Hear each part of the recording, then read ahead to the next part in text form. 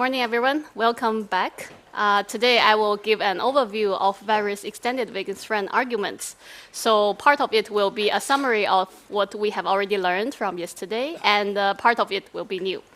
And again, most of the content of today's lecture will be based on this review paper.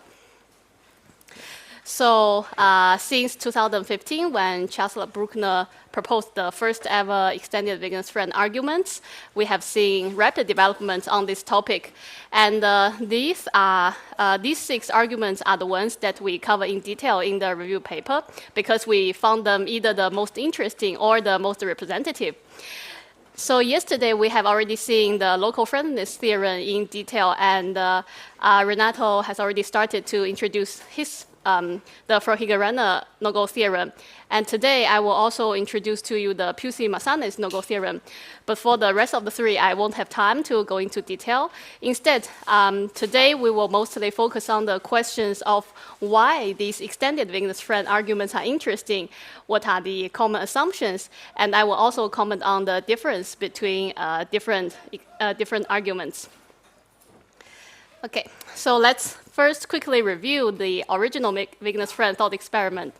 In the original thought experiment, Wegener has a friend who is doing some experiment in an isolated lab. So the friend is measuring a spin prepared in the plus state, and the friend is measuring in the 0-1 basis. From the friend's perspective, for 50% of the time, they would expect to observe the outcome 0. And if we further assume that the measurement is performed in a minimally disturbing way, then the state after the measurement would be updated to the 0 state. And similarly, for 50% of time, they expect to see the outcome 0, and the state would be updated to the 1 state. From Wegener's perspective, here Wegener assumes that the quantum theory governs everything in our universe, so the friend is just another quantum system. Then, according to quantum theory, since the friend is in an isolated lab, so any isolated things evolves unitarily, therefore the measurement process of the friend inside this laboratory can be modeled by a unitary. So here I simply represent it by this unitary between the friend and the state. The system. So from Wegener's perspective, before the measurement, the friend and the spin, they are in a product state. The friend is in the state of being ready to do the measurement, and the spin, as we mentioned, it is prepared in the plus state. And after the measurement, through this unitary, the friend and the spin will be entangled, and they will be in this state. So we have 2 perspectives. In the textbook or the orthodox interpretation, these 2 perspectives, they are inconsistent, because in the textbook interpretation, we assume that the quantum state completely describes our reality. For example, maybe you have heard of this eigenstate, eigenvalue link from your undergrad education of quantum mechanics. It says that a quantum system only has a definite property if it is in an eigenstate of some observable, and this definite property can be described by the eigenvalue. And if the system is not in an eigenstate of any observable, then the system does not have any definite property. So under this eigenstate, eigenvalue link, these 2 perspectives are inconsistent, because under the first perspective, the spin after the measurement is in an eigenstate of the Pauli Z observable, so it has a definite property. But in the second perspective, if we calculate the reduced density operator on the spin, it's a maximally mixed state, so it's not in an eigenstate of any observable. It does not have a definite property. However, there's no contradiction if you do not subscribe to the idea that the quantum state completely describes the reality. For example, if you think there are some hidden variables that further governing our reality, or as Renato mentioned yesterday, if you take the epistemic view of the quantum state, then there's no direct contradiction between these 2 perspectives, because they could just be representing different states of knowledge of different observers. And in fact, most of the interpretations do not subscribe to the idea that the quantum state completely describes the reality. So in some sense, the original Wegener's friend thought experiment is not so relevant to most of the interpretations we have. And also, on the other hand, it is, we could argue that the apparent contradiction between these two perspectives, they are not so surprising because we are literally applying two different evolution laws to a single process, to a same process, which is the measurement process. So the first perspective comes from applying the collapse postulate, or sometimes also called the Luder state update rule. And the second perspective comes from the unitary evolution postulate. The first one, it is indeterministic and discontinuous. The second one is deterministic and continuous. So they are two very different laws about how things should evolve. And we are applying these two very different evolution postulates to the same process. So no wonder that we get this apparent contradiction.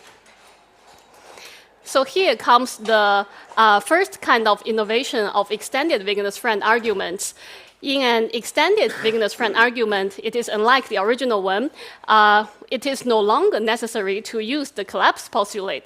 Instead, we can replace the collapse postulate with, for example, the absoluteness of observed events that we saw yesterday, and the Born rule. So just to recall, the assumption of the absoluteness of observed events says that any observed event, for example, a measurement outcome, must be single and absolute. It cannot be relative to anything or anyone. So unlike the collapse postulate, which is about how the state should be updated after a measurement, the assumption of absoluteness of observed event, it is not about how a quantum state should evolve. Instead, it's about kinematics, about what exists out there in the world. And similarly, the Born rule is also not about dynamics. It's again about kinematics. It's about the probabilities of these observed events. So there's no longer a direct or apparent contradiction between the assumptions that we are using, because on the right-hand side, we have the unitary evolution postulate describing how a quantum state should evolve. And on the left-hand side, we have the assumptions that are about the observed events, the existence of them, and their probabilities. However, extended Wegener's friend no-go theorems are exactly the kind of no-go theorems that where we still derive a contradictions using these assumptions. And to illustrate the point, I will use the simplest no-go theorem, extended Wegener's friend no-go theorem in my view, the Pusey-Massamnis no-go theorem. Again, here I will present the Hardy's, the version of the Pusey-Massamnis no-go theorem using the Hardy state. The experimental setup of this no-go theorem is very similar to the local friendliness no-go theorem we saw yesterday, except that now the super observers, Alice and Bob, they do not have measurement settings. So in the Pusey-Massamnis thought experiment, what happens is that in every run of the experiment, the observers, Charlie and Debbie, they always measure the Hardy state in the computational basis. And the super observers, Alice and Bob, they also always do the same thing, which is they will reverse their, the measurement process of their friends and take their friend system themselves and then do another measurement in the plus minus basis. So you can understand the thought experiment process like the following. Initially, Charlie and Debbie, they share the Hardy state, and they measure in the 0-1 basis. Then the super observer will reverse their measurement by implementing the inverse of unitary, which effectively restore the Hardy state to its initial state before Charlie and Debbie's measurement. And then the super observers, they will do the plus-minus basis measurement. So the experimental setup is in fact the same as the one in the local friendliness experiment when the runs where Alice and Bob, they always reverse their friend's measurement. Okay, so how do we get a contradiction? First, the assumption of absoluteness of observed events says that each of these agents, since they are performing a measurement, they observe an outcome. So for each of the agents, there will be a single and absolute outcome associated to their measurement. Here we just label them using A, B, C, D for each of their outcomes. So we have 4 outcomes in every run of the experiment. Furthermore, since all of these outcomes exist in a single run, we also have, the correlation, the pairwise correlations between these outcomes, they also exist, and including, as well as the joint probability distribution over ABCD. And now we can use quantum theory to make predictions about these existing outcomes and the correlations. And the way to do predictions is very similar to what we have seen yesterday. We are using the Hardy state, and we apply the Born rule. So for Charlie and Debbie, since they measure in the computational basis, so the same as yesterday, since there's no 1-1 term, we will get the joint probability distribution to be 0 when C equals 1 and D equals 1. And then in the case for the correlation between Charlie's and Bob's outcome, so this is the case when the Hardy state is measured in the 0-1 basis and the plus-minus basis. 0-1 basis on the left-hand side and plus-minus basis on the right-hand side. And if you're using the Hardy state, on the left-hand side, if Charlie gets the outcome 0, he steers the state on the right-hand side to the plus state. And the joint probability distributions for Charlie's outcome to be 0 and Bob's outcome to be minus will be 0. And similarly, in the opposite situation, when Debbie measures in the computational basis and Alice measures in the plus-minus basis, this joint probability distribution is 0. And at the end, since Alice and Bob, they are both measuring in the plus-minus basis, so according to quantum theory, this probability distribution is sometimes is non-zero, meaning that it is sometimes possible for both of them to observe the outcome minus. So this is the same calculation that we have been going through again and again since yesterday. And then, since AOE says that all these 4 measurement outcomes, they exist in every run of experiment, so we can chain the implications from these quantum predictions together, and which is, again, we use the same procedure as we did yesterday. So if A equals minus, D must be D must be 1, and if D must be 1, C must be 0, and if C is 0, B must be plus. So we get that if A equals minus, B must be plus. And this contradicts with the last equation here, because this says it is possible to sometimes have A equals minus and B equals minus. So you cannot say that A equals minus necessarily imply B equals plus. Therefore, we get a contradiction. So here we see that we have not used the collapse postulate, but we can still derive a contradiction in an extended Wegener-Friend thought experiment. Therefore, as compared to the original Wegener-Friend thought experiment, the contradiction we get here is more surprising, because we are not using 2 dynamic laws and apply them to the single process. Okay, then the second kind of innovation of extended Wegener-Friend thought experiment is something we mentioned yesterday, which is that all measurements can be performed in a single run. So this is not, this innovation of extended Wegener-Friend thought experiment is not compared to the original Wegener-Friend thought experiment. It is compared to, for example, Bell's theorem or non-contextuality theorem. For example, in Bell's theorem, as we mentioned yesterday, in each run of the experiment, for example, this run, only 2 of all possible measurement outcomes can be realized in a single run, and all the other measurement outcomes, they do not exist in a single run. Therefore, if you take an operationalist point of view, you could say that there's no way that we should say these 4 correlations that they constrain each other. However, in an extended Wegener-Friend thought experiment, for example, in the Pusey-Mathanis thought experiment, we just saw all 4 outcomes, they are realized in a single run. So all of these pairwise correlations that we need to get a contradiction, they all exist in a single run. Therefore, this common response from, for example, Copenhagen-ish type interpretations to Bell's theorem or non-contextuality theorems no longer applies. Okay, so this is the second kind of innovation of extended Wegener-Friend argument. The third one is also something that we already mentioned yesterday, is that there's no need to assume hidden variables or classical realism in extended Wiggins friend thought experiment. For example, when we derive the contradiction in the Pusey-Massanis no-go theorem, we have not appealed to the existence of, say, a lambda here. And furthermore, yesterday, as we have seen, in the context of causal modeling, the extended Wiggins friend thought experiment, they pose a much bigger challenge to the causal modeling program, including the quantum causal modeling or non-classical causal modeling program. And if you want to know more details, you can either review yesterday's lecture or check this paper. Okay, so here's a summary. So these are the advantages of extended Wiggins friend thought experiments compared to earlier thought experiments on no-go theorems. Because of these advantages, we know that the extended Wiggins friend arguments, they challenge our understanding of physical reality even further than the previous theorems did, since they can have weaker or different assumptions. Any question at this point? Okay, so all of these features are true for the Pusey-Massanis no-go theorem we just saw, and they are mostly true for other extended Wiggins friend arguments as well.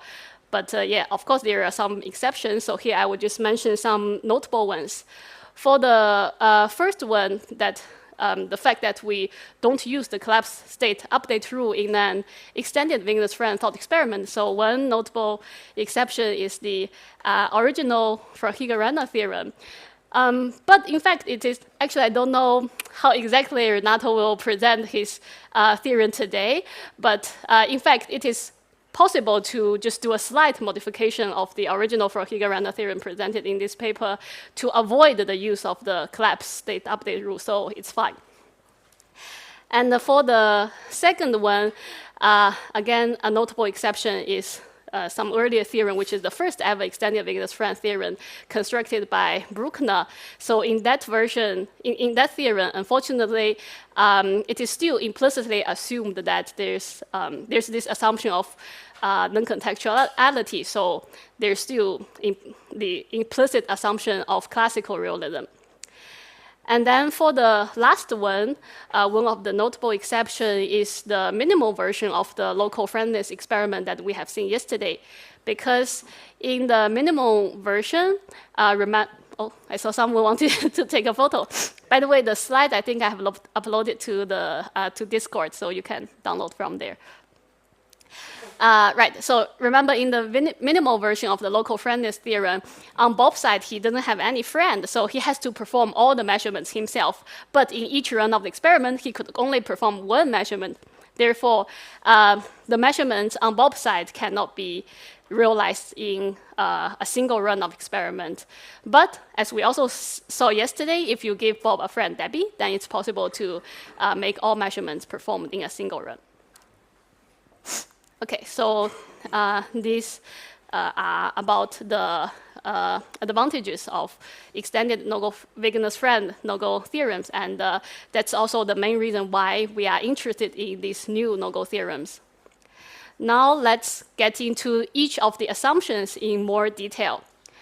So these are the ones that I mentioned that are used in the Pusey-Massanis no-go theorem.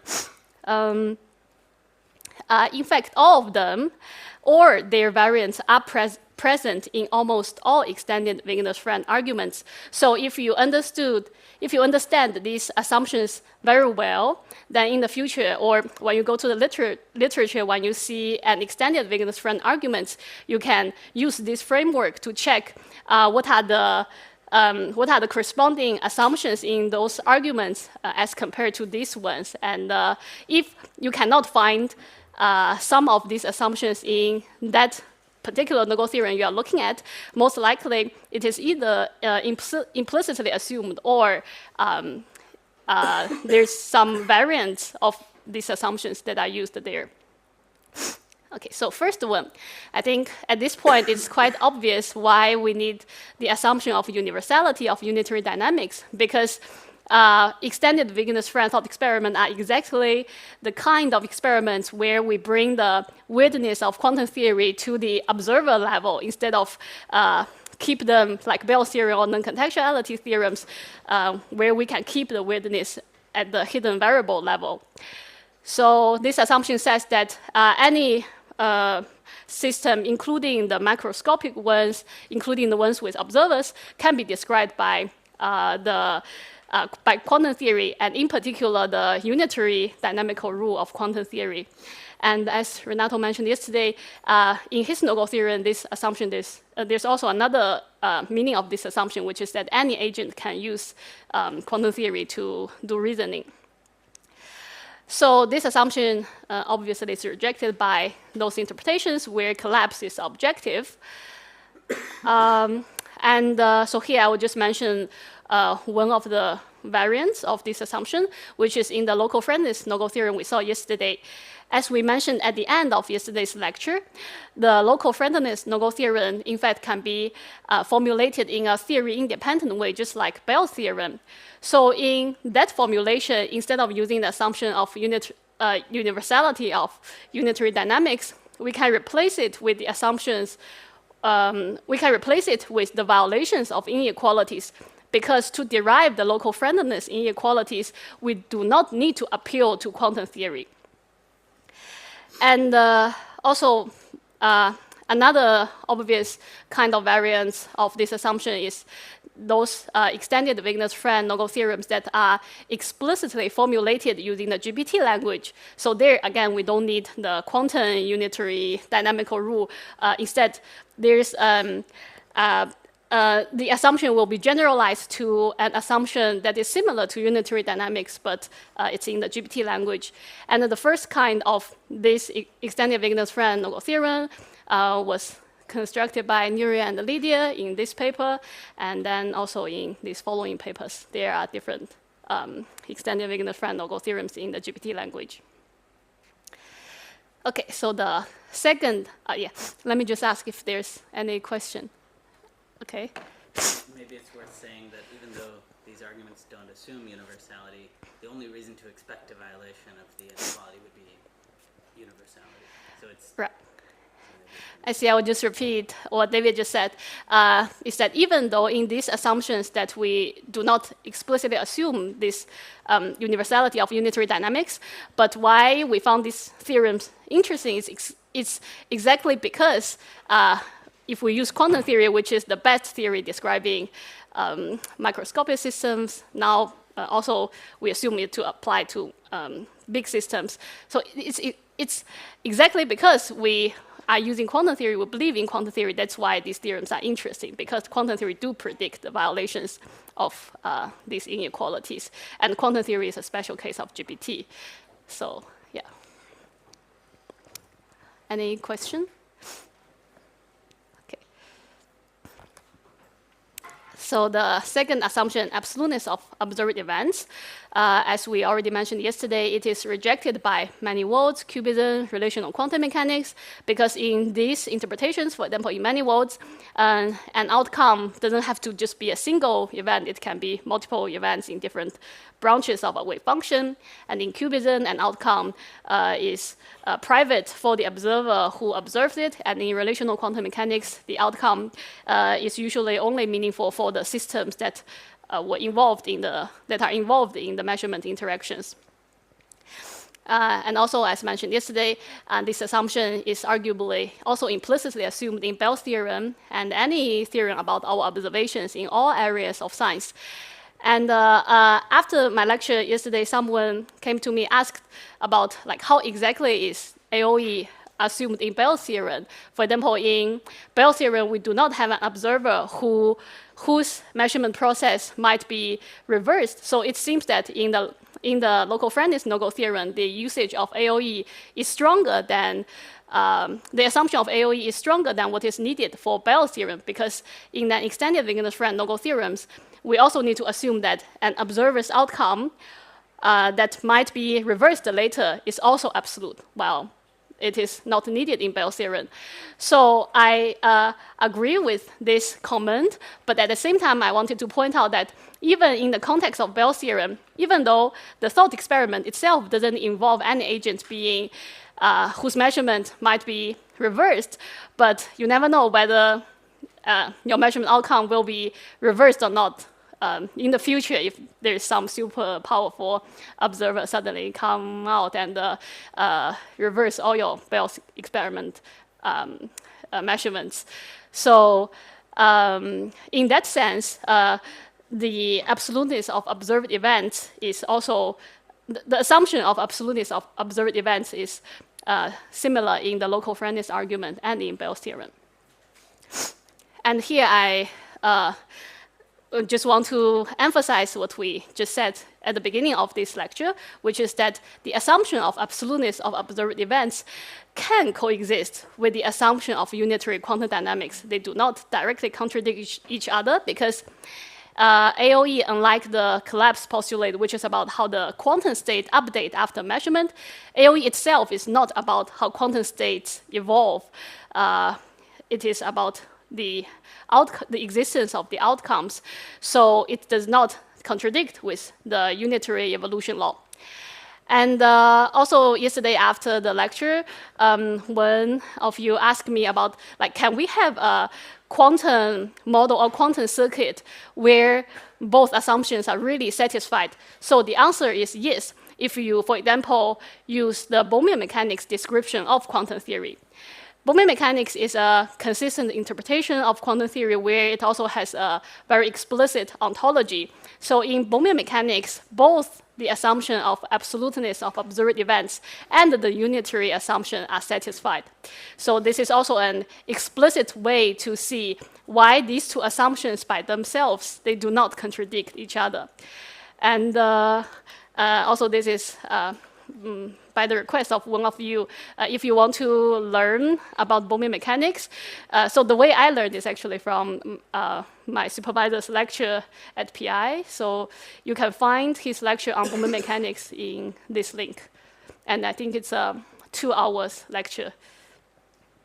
Okay, so since AOE can coexist with the assumption of unitary quantum dynamics, so it is also reasonable to assume it, to apply it to a measurement process even when the measurement process is modeled as a unitary, and even when the record of the outcome may be erased afterwards. And here, again, I'm just repeating, I think what we discussed yesterday, is that the fact that the record of an outcome may be erased afterwards, according to AOE, should not affect the existence of the outcome at the earlier time, unless you have, unless you want to accept, for example, ritual correlation. Okay. One notable variant of the assumption of absoluteness of observed events in the extended vagueness-friend no-go theorems is in the Verheugen-Renner theorem that we will see very soon from Renato.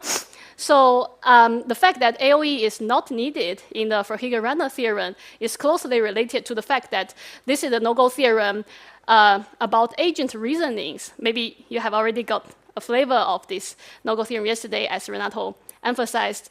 It is a lot about how an agent should apply the physical theory and how an agent should communicate with each other in the context of a quantum experiment. So it is unlike many other no-go theorems we have, such as Bell's theorem, non-contextuality theorems, or, for example, local friendliness theorem, Pusey-Masane theorem, which are about what exists out there in reality.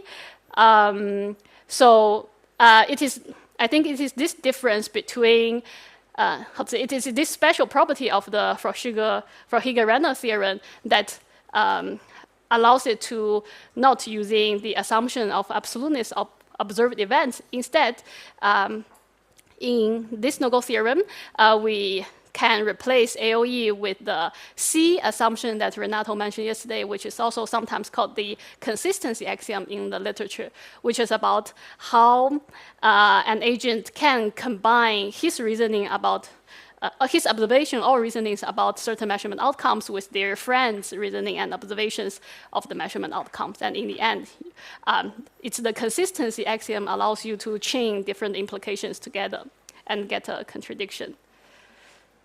And I think we will see more details about this very soon. Okay, the last assumption, the bone rule.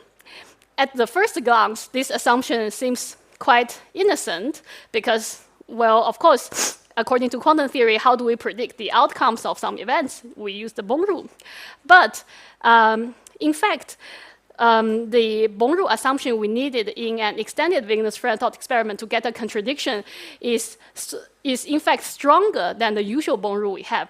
Because usually, we only use the Born rule for accessible correlations, which are correlations between outcomes that can be experimentally verified by at least one of the observer.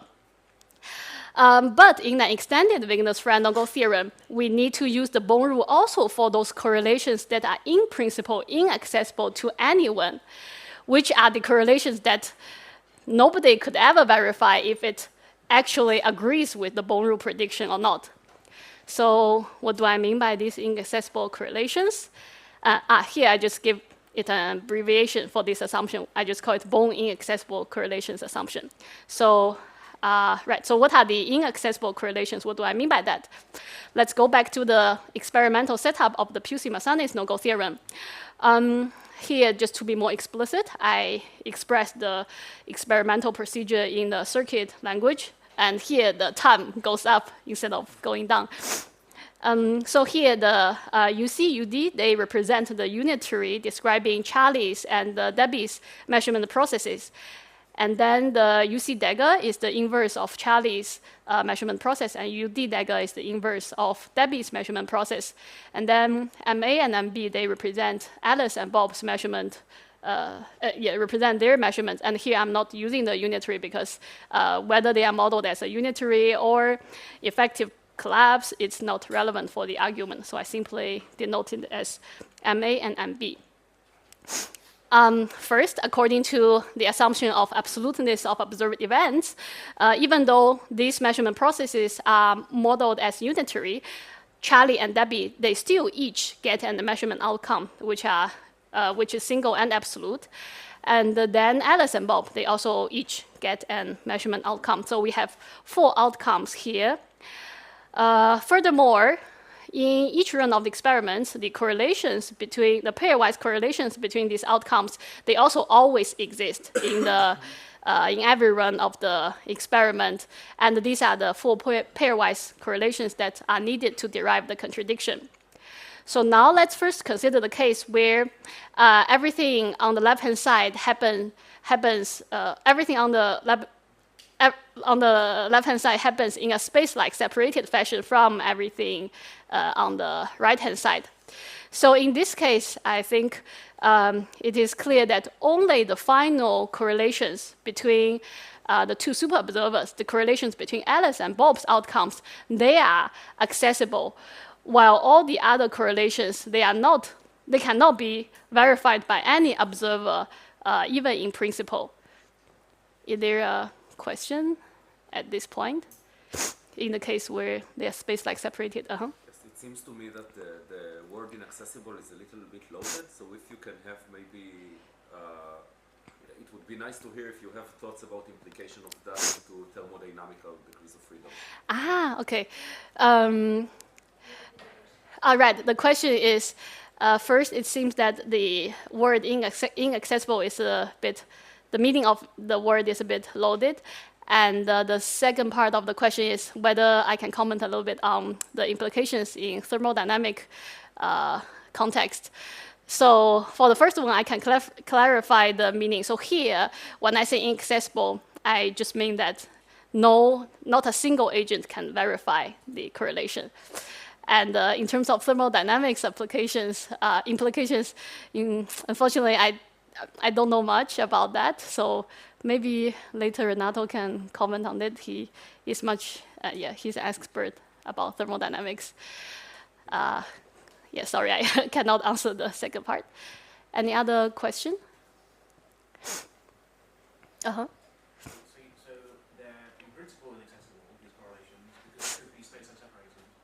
But if you were to do a setup where they weren't space-time separated, then somebody could, in principle, act as all 4 of them at once.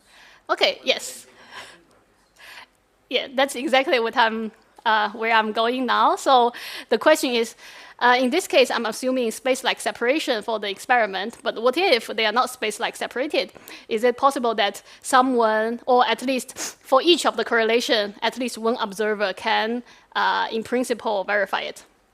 Okay, so let's have a look. Now, let's change the space-time arrangement of the thought experiment.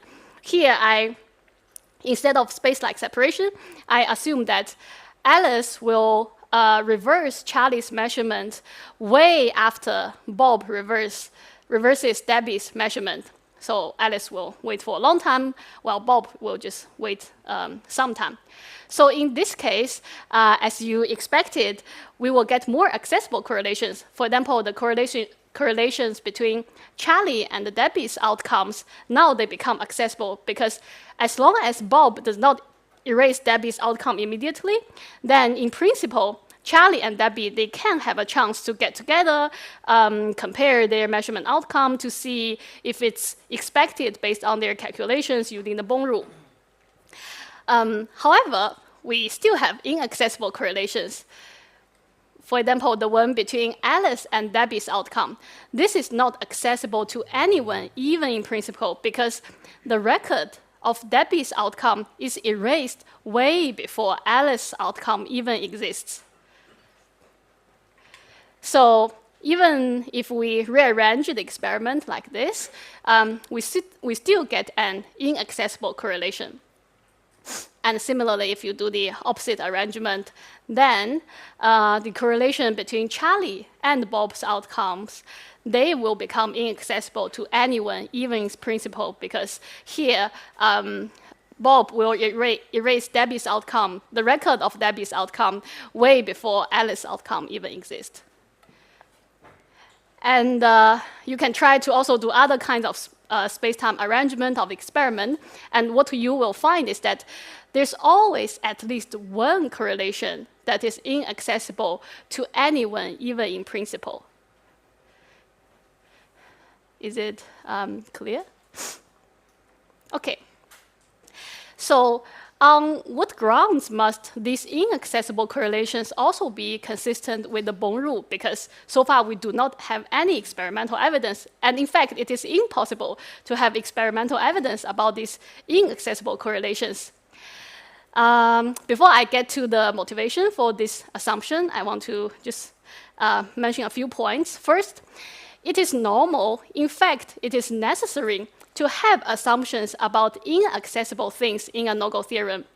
This is because if your assumptions in your no-go theorem are all about accessible things, then we can just verify them experimentally. We don't need a no-go theorem to derive a contradiction.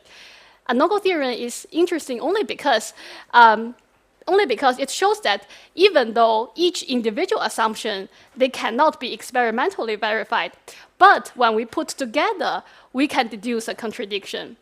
So that's the power of no-go theorem. Therefore, it is perfectly normal to have assumptions about things that we can never verify. And secondly, so why do I want to discuss this question about the motivation of this assumption? Because a no-go theorem is only interesting if its assumptions are well motivated. It is only interesting if its assumptions are compelling.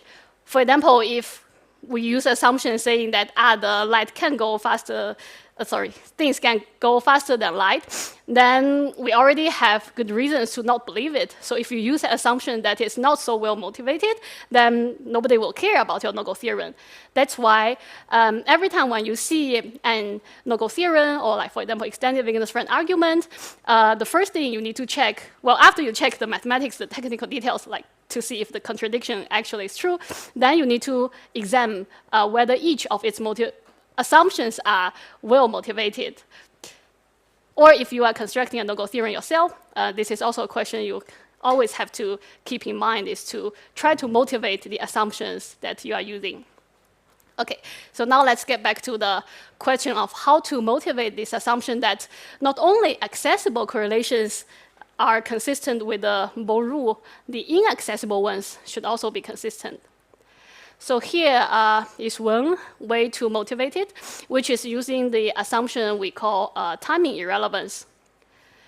This assumption says that the length of a trivial Hamiltonian, which is the identity channel, should be irrelevant for the outcome statistics.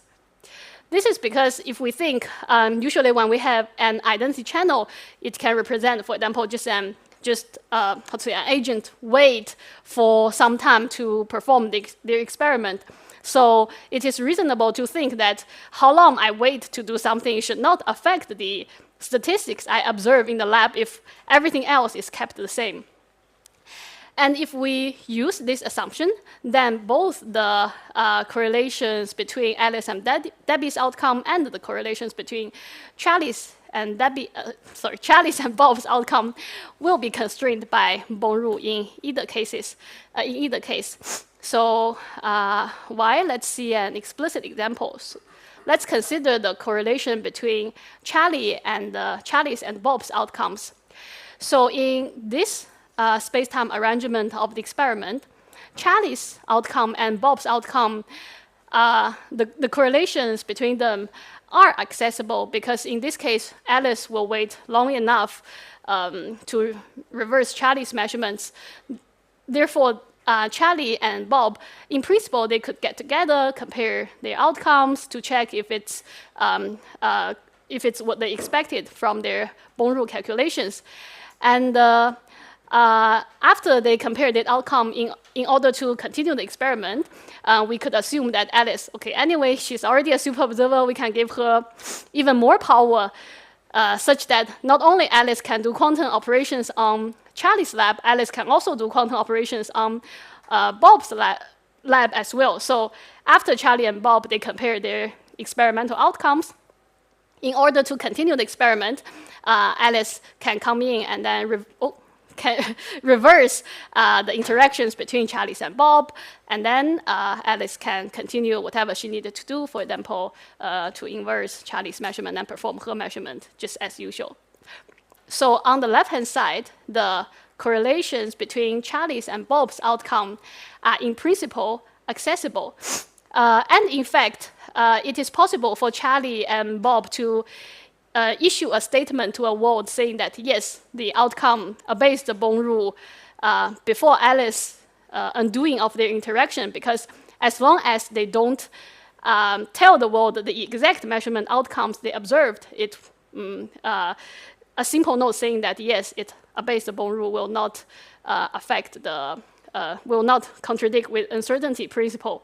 Or another way they could tell the world how their outcomes are expected from the Born rule is to, for example, as soon as they find out, oh, our outcome does not correspond to our Born rule calculation, they could just simply stop the experiment, open the laboratory door, and don't allow Alice to do the inverse of the measurement. Then this is also another way to experimentally know whether the correlations between Charlie's and Bob's outcomes are expected by Born rule.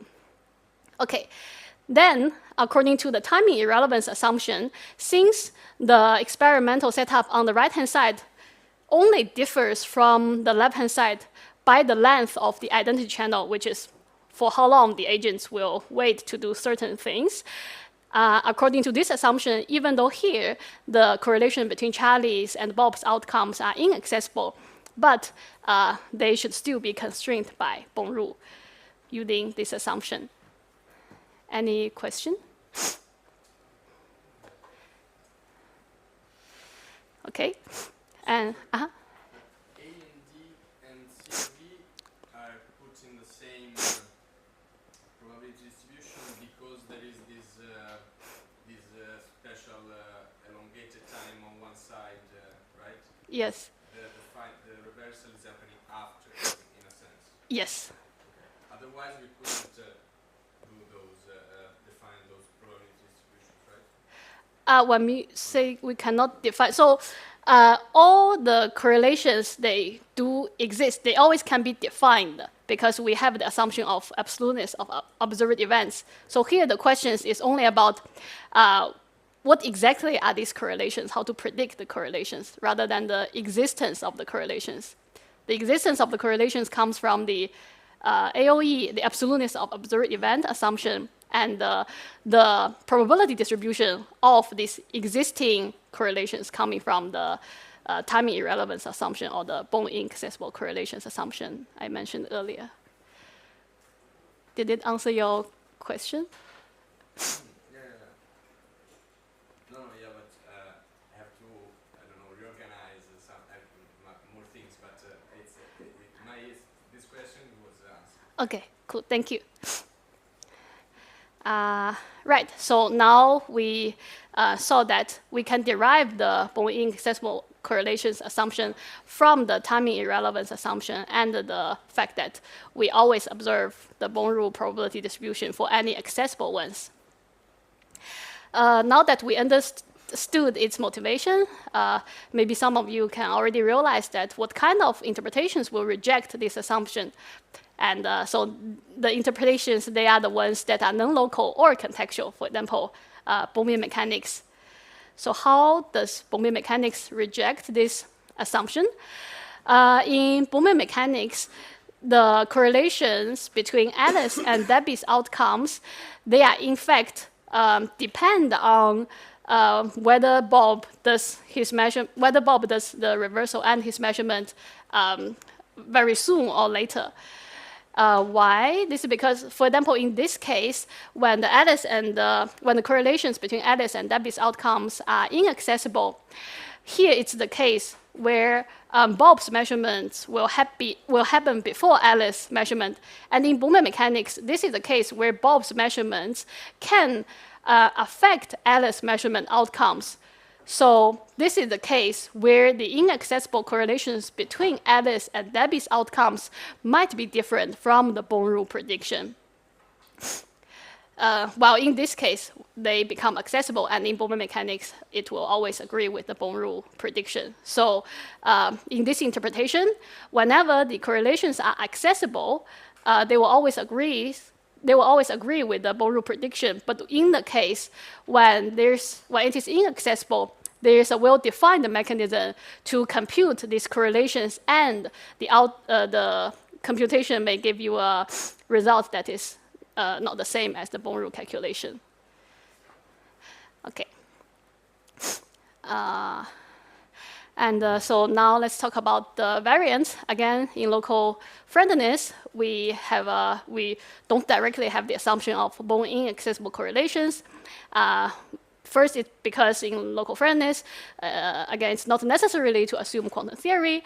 But secondly, in local friendliness, we still have inaccessible correlations. For example, I think yesterday someone already pointed out that in the runs where x equals 1 and y equals 1, which are the runs, everything actually is the same as in the Pusey-Massanis no-go theorem. In these runs, the correlations between, for example, Charlie's and the Debbie's outcomes, they are inaccessible because in local friendliness no-go theorem, it is also quite common to assume the space-like separation between the measurements. And even if you don't assume that, as we just analyzed before, in these runs, since it's the same as the Pusey-Massanis thought experiments, so we always have inaccessible correlations.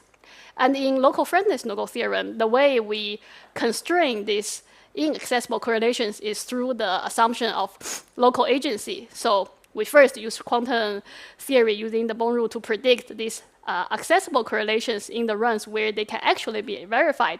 Then we appeal to special relativity to motivate this local agency assumption. And then using local agency, we can transform these predictions about the accessible correlations to the ones about the inaccessible ones. So in local friendliness, we also have inaccessible correlations, and the assumption replacing timing irrelevance is the one called local agency we saw yesterday. And this assumption, the bone inaccessible correlations, it is also implicitly assumed in the Frohige-Renner theorem, and later in Renato's lecture, you can pay attention to see how it is used. And you will realize that the usage of it is very similar to the ones in the Pusey-Massanis no-go theorem, because experimental setup, again, is quite similar. Right, so these are the three assumptions that are needed for the Pusey-Massanis no-go theorem. And as I mentioned earlier, if you understood these assumptions well enough, then whenever you got a new whenever you encounter another extended Wegener's friend no-go theorems, you can use these 3 assumptions to check what are the corresponding assumptions in the new no-go theorem. And especially pay attention to their assumptions about how they constrain the inaccessible ones, because this is usually the tricky assumption in the no-go theorem. Okay, so we have seen why these extended Wegener's friend arguments are interesting, and we have also looked at these assumptions in detail. Now, the final part I want to comment on is the fact that why so far all these no-go theorems we have seen, they uses the combination of a Bell's experiment and the Wegener's friend experiment. In particular, these no-go theorems are about parallel measurements on a bipartite system, like in a Bell's experiment setup, instead of about sequential measurements, say, on a single system. At the time of writing the review paper, we noticed this interesting phenomena about extended Wegener's friend arguments, and we also went to look for no-go theorems that are about sequential measurements. And at that time, I think, only found these 2 papers, and also that's why these 2 no-go theorems are covered in detail in our review paper. However, neither of these sequential extended Wegener's friend thought experiments constructed in these 2 papers are very compelling. For example, for the first one, we found that the assumptions used in the argument the assumptions are not clearly formulated. And for the second one, we found one of the assumptions constraining the inaccessible correlations not so compelling. So here I will not go into the details, but instead I will give you some flavor or some intuitions about why it is hard to construct an sequential extended Wegener's friend scenario instead of a parallel one. Let's consider this simple sequential extended Wegener's friend thought experiment. So here the spin is prepared in some state described by the density operator rho, and consider the case that is prepared in the maximally mixed state. And the friend, before the measurement, is in this ready-to-do measurement state. So first, the friend will measure the system in the computational basis, and then Wegener comes in, will reverse the measurement process of the friend. After the reversal, the friend forgets what happened. They thought, oh, I didn't do an experiment. So what they do is just simply perform another 0 basis measurement on the system, which is prepared in the rho state. And also remember that after the reversal, the state of the system is also being restored to its initial state, which we assume is the maximally mixed state. Here, in this argument, I will assume absoluteness of observed events. So at both this point and this point, the friend will observe an outcome, and I label them by A1 and A2. Now the question is, should A1 equals A2? What do you think? So here, the friend is doing the same measurement on the same system. In fact, the system is in the same state sequentially. Do you think A1 should equals A2 in this experiment? I saw a lot of heads shaking. Are there some heads nodding? Okay, let's make the question maybe a little bit easier. Let's first consider the case where the maximally mixed state is prepared in the way where you have an equal mixture of the 0 state and the 1 state. So in this case, do you think the friends should get the same measurement outcomes for A1 and A2 if they measure in the 0-1 basis? If it's a proper reversal, right, and the rules apply, then no. No, you mean A1 should not equals A2. Okay, so maybe you could elaborate a little bit. So here, for half of the time, I get 0 state. For half of the time, I get 1 state. So, and remember, during the experiment, I'm not re-preparing my state. So it is determined at the beginning of the experiment whether I got a 0 state or 1 state, because half of the time I get 0, half of the time I get 1. And then the friend is doing the measurements in a computational basis on either the 0 state or the 1 state. And your answer is the friend should get different outcomes. Not necessarily different outcomes, but maybe like the probabilities don't change, but they might get 0 once and 1 once, right? Right, but here I'm not re-preparing the state. Right, at the beginning, whether it's 0 state or 1 state, it's determined. Okay, someone else? For example, isn't like an interference measure the same? What if I do an interference measure after getting A1? Then I should recover exactly that state, right? That state, you mean this? Yeah. So your answer is A1 equals A2? No. My answer is no. And like, for example, if I do an interference measure, I recover that, and then I can remeasure and have the same probabilities, I guess. Okay, so maybe just to clarify here, it's not a superposition of 0 and 1. It's a classical mixture of 0 and 1. Okay. So at the beginning of the experiment, it's kind of half of the time you get 0 and half of the time you get 1. And now I'm asking in a single run of the experiment whether A1 should equal A2. Okay? Yeah, so I say no, because as long as the first measurement is unchecked by anybody, unchecked by Wigner, the degrees of freedom inside are inaccessible, and then I say the inaccessibility assumption prevails over this absoluteness of events. Then I would prefer that, and I would prefer to say like that a tree that falls does not make any sound, you know? Okay. So the reversal is absolute, and you can use quantum mechanics in the usual way, like coherent versions and unitary evolutions of this function. Okay, so we get 3 people saying they should not equal. Yìlè, yeah. Sorry, where are you getting this mixture from, right? So if it's a local mixed state, then maybe it's purified by something. Like, did I toss a coin? Yes, and then depending on the coin. Yes. I toss a coin. You toss a coin, you get a. And depending on the outcome, I put inside this box either 0 or 1, and I don't tell you what it was. Yes. And then I don't touch my coin. I don't do touch my anything coin. on my side. Exactly. Then you had like a 0 all along or a 1 all along, so it should be the same. Okay, so Lydia thinks should be the same. But if it's half of an entangled state, and someone is doing something else outside, then yeah. Right. So yes, I think I should clarify again. It's tossing a coin. So I'm not viewing this maximally mixed state as half of the entangled state. It's really you literally tossing a coin. Half of the time you get 0, half of the time you get 1. That's how you prepare the maximally mixed state. So Lydia's answer is the same, and I saw more hands there. Yeah, so if you are just tossing a coin, then the outcome is classical, and then the unitary shouldn't change the classicality of the state. So I guess it would be the same. The same. Okay, now we get the same. Okay, final idea. Isn't it kind of cheating? Because I mean, I'm reversing the operation, and I'm not measuring what the friend saw. So basically, the friend never did the first measure because I'm undoing it.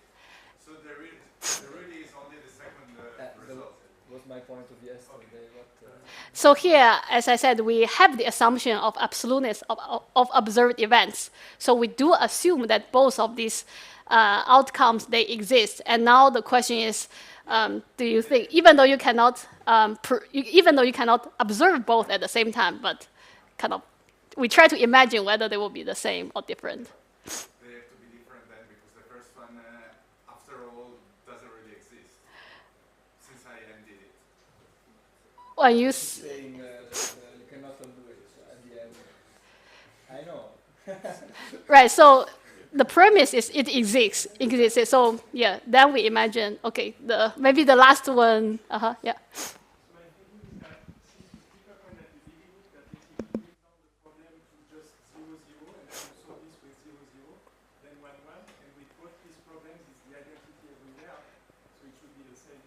Yes. Okay. So my answer is that they should be the same because, as Lydia said, as Lydia helped to clarify, here I'm just simply tossing a coin. Depending on my coin tossing tossing outcome, I either prepare 0 or 1. So at the beginning, actually, it's already determined whether it's the 0 state or the 1 state. If it's the 0 state, then since the friend is just measuring in the computational basis, so they will always get the outcome 0. But if it's my coin tossing outcome is that I prepared the 1 state, then the friend will always get the outcome 1 for both measurements. So in this case, I think they should be the same. Are you convinced? Okay, it's good. I saw nodding of the heads. Now the second case. Now the maximally mixed state is prepared with the coin flipping either in the plus state or the minus state. In this case, do you think they should be the same or different? You're still performing the measurements in the computation basis? Yes, the measurement is always the same, just measuring in the computational basis. So you think they could be different? Yeah. Okay. Single shot measurement, we're not taking a distribution, multiple measurements. Like, it's just a single measurement. Yeah, in a single measurement, I'm asking whether A1 and A2 is always the same, or you think they could be different in a single run of experiment. And So very naively, I would say that even though classically it's not the same coin toss and the same preparation, in the density matrix framework it's the same. So you should have exactly the same results whenever you do the computations. okay, so you think A1 equals A2. Good. And any other opinion? In this case, so in the first case, I think we all agreed A1 equals A2. In this case, if A1 should still equal A2 in every run of the experiment.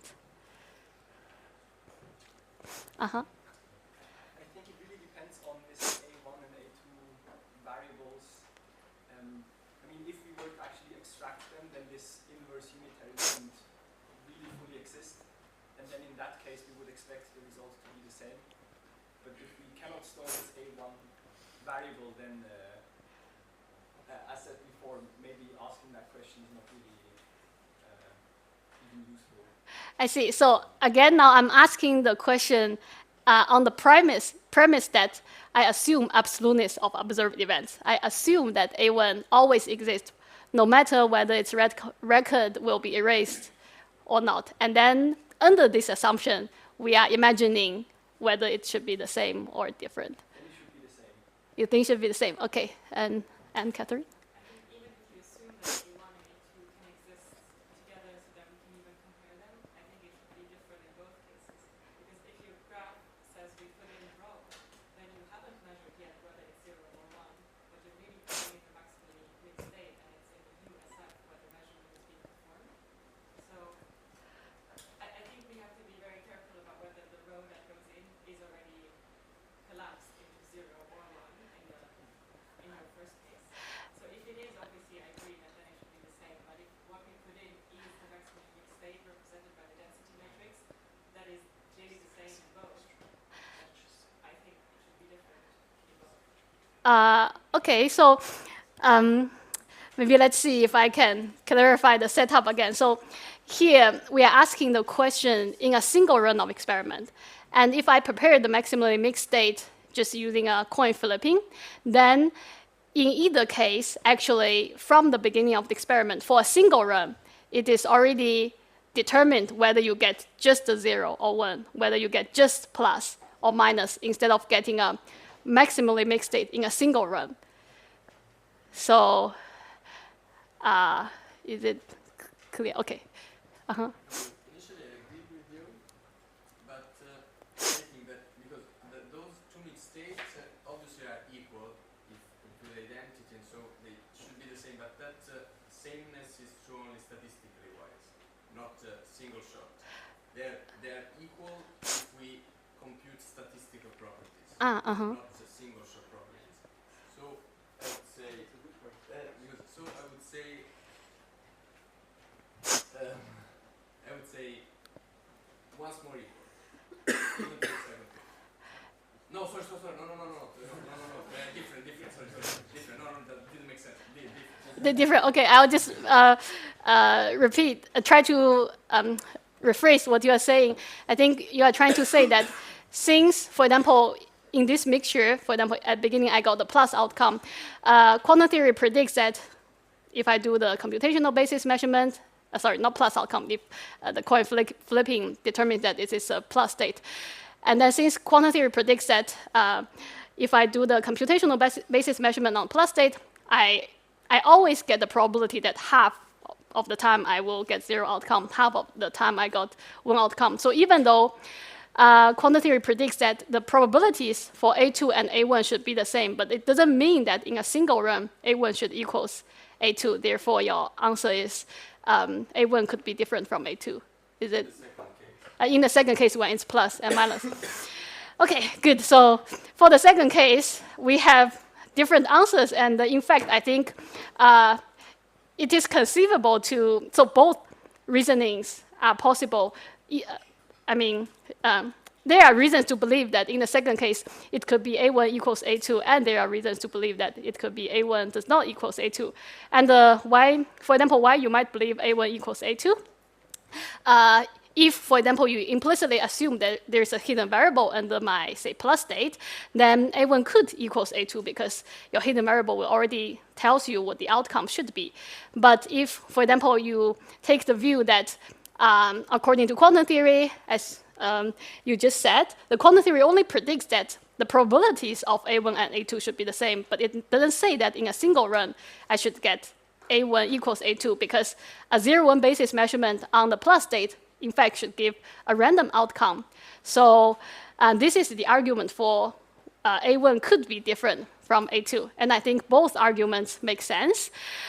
And the point of this thought experiment is to show that in the sequential measurement case, even with so in the first case, all the outcomes must be the same, we all agreed. But in the second case, it's conceivable that they will be different or the same. Therefore, the correlations in such a simple sequential processes can be different for the two preparation procedures described by the same density operator. And this is very different from what we are used to, because usually, as long as you know the density operator, you always know how to predict the outcome. But in this case, we don't really know how to predict the outcome. And in fact, as we already argued, even if we constrain our scenario just to be a pure state, not with a mixed state, even in the case where I know the state is prepared in the pure plus state, it is still unclear whether A1 should equal A2. So all of this is to say that unlike in the parallel scenario where we kind of have strong intuition or we have certain arguments to say that as soon as I know the density operator, I can just simply apply the Born rule to calculate the correlations between pairwise parallel measurements. In the sequential case, we don't have a strong intuition or argument to constrain the correlations between the sequential measurement outcomes. And especially if we don't allow us to assume hidden variables, then it just seems to be very hard to constrain the sequential correlations. And if we, and also coming back to the beginning of the lecture, we mentioned that in extended Wegener-Friend thought experiment, in fact, we do not want to assume hidden variables. And this is because if we actually assume classical realism or hidden variables, then the no-go theorem we get will just be a super complicated no-go theorem about hidden variables or classical realism as compared to non-contextuality theorem or Bell's theorem. So if you assume hidden variables in your extended Wegener-Friend no-go theorem, you actually undermine the advantages, you undermine the interesting contributions of extended Wegener-Friend thought experiment. So to construct an extended Wegener-Friend thought experiment, the question boils down to how to constrain sequential inaccessible correlations without hidden variables. As I mentioned at the time of writing the review paper, we also didn't really know, but after a while, we finally figured out maybe one way to constrain sequential measurements with our friends. So here, in this paper, we construct an extended Wegener-Friend thought experiment that is not a combination of Bell's experiment and Wegener-Friend experiment, but it is a combination of the setup of a non-contextuality experiment and the Wegener-Friend thought experiment. I will not go into the details because it will take a really long time, but if you're interested, you can check out the paper. Also, Nearest paper, which has very similar setup. So here, I just want to say that under this experimental setup, it's very similar to what we just saw, the simple sequential experimental setup, but a little bit with more repetition of this measuring process. And in the experimental setup, all measurements are done sequentially on the unipartite system. There's no parallel measurements in that thought experiment. And how do we constrain sequential inaccessible correlations? Here, I will first remind you about the timing irrelevance assumption we saw in this lecture, which says that since usually in quantum computing calculation or circuit calculation, we know that the length of the identity channel should not matter. So here we assume that if the only difference between the two circuits is the length of the identity channel, then we assume the measurement outcomes should have the same probability distributions. And then for sequential inaccessible correlations, the assumption we come up with is of a very similar flavor, which we call the commutation irrelevance. The idea is that since in our usual quantum circuit calculation, we know that if two circuits, they only differ in the sequence of two operations that commute with each other, then we know that in general, the order of these two operations does not matter. So here, we use this intuition to assume that if two circuits, they only differ in the order of two commuting transformations, then we further assume the statistics in these two circuits should be the same. So that's how we try to constrain the sequential inaccessible correlations. Using this assumption, now let's come back to our simple example. In this case, if you use this assumption, the circuit on the left-hand side, it will be equivalent to the one on the right-hand side, where I simply swap the order of inverse and the second measurement, because a unitary always commute with its inverse. And now in the second case, it's simply the scenario where the friend just do two measurements sequentially without any inverse in between. So according to quantum mechanics, this is the case where the two outcomes are observable, and we know that if you do the measurement in the same basis, you will get the same outcome. Therefore, using the commutation irrelevance assumption, now we can constrain the inaccessible correlations on the left-hand side where they are, this correlation is inaccessible, and we don't appeal to the hidden variables. Yes, okay. That's it. So, right, with the sequential experiment, we also get the fourth advantage, which is compared to Bell's theorem. We don't need to assume any assumptions about locality, and this is a summary of the assumptions. And these are the extended Wiggins-Friend thought experiment that we have mentioned in this lecture. And any questions are welcome.